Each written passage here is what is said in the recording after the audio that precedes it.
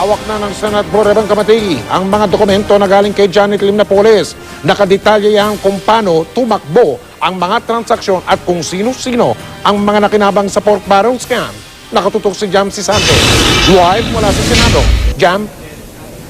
Yes, Mike, hawak ko ngayon yung photocopy ng mga dokumentong sinumite ni dating Senador Ping Lacson sa Blue Ribbon Committee upang makatulong daw sa investigasyon ng komite sa pork barrel scam. Narito yung draft ng affidavit ni Napoles na ibinigay dati kay Lacson ng asawa ni Napoles. To your copy, Raymond Coro.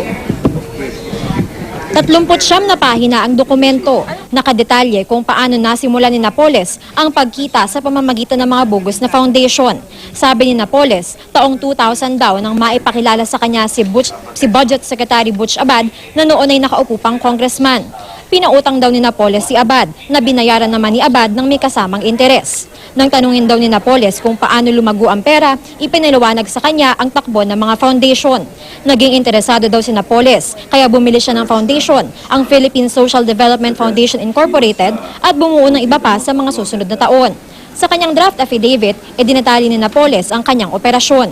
40 to 55% daw ang nakuhang komisyon ng bawat senador. 5 to 15% naman ang nakuhang komisyon ng ahente ng mga senador.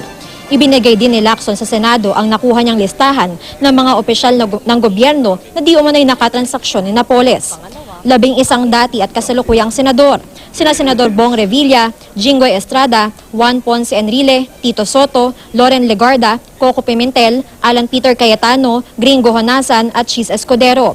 Kasama rin sina dating Senador Manny Villar at ang yumaong Robert Barbers. Nasa listahan din ni Napoles ang 69 na dati at kasalukuyang kongresista, kasama ang ilang kaalyado ni Pangulong Noynoy Aquino na si Budget Secretary Butch Abad at TESDA Director General Joel Villanueva. Kasama rin si Nuoy Congressman at ngayon Senador J.V. Ejercito. Dinetalye din ni Napoles ang transaksyon kina Enrile at Revilla at Estrada na nahaharap na sa reklamong plunder sa Ombudsman. Sa mga kongresista, may nakakuha daw ng 50% na komisyon, pero meron ding umabot sa 95% ang nakuhang komisyon. Pinangalanan din ni Napoles ang mga nagsilbing ahente niya sa mga mamabatas, pati ang mga opisyal ng ahensyang pinaglagakan ng pork barrel at tumanggap daw ng komisyon. Sa kanyang draft affidavit, humingi si Napoles ng pangunawa dahil isa lang daw siyang simpleng tao na gustong kumita para sa kanyang pamilya. Dahil high school lang daw ang kanyang natapos, naniwala daw siya noon na lihitimo ang kanyang negosyo.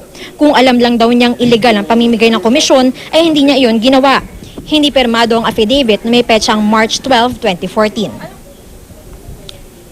Mike, ayon dito sa draft affidavit ni Janet Napoles, nagdesisyon daw siya na ilahad ang kanyang nalalaman dahil gusto raw niya mag-apply bilang state witness at gusto raw niya maging immune sa prosecution. Mike. Maraming salamat, Jam Sisante.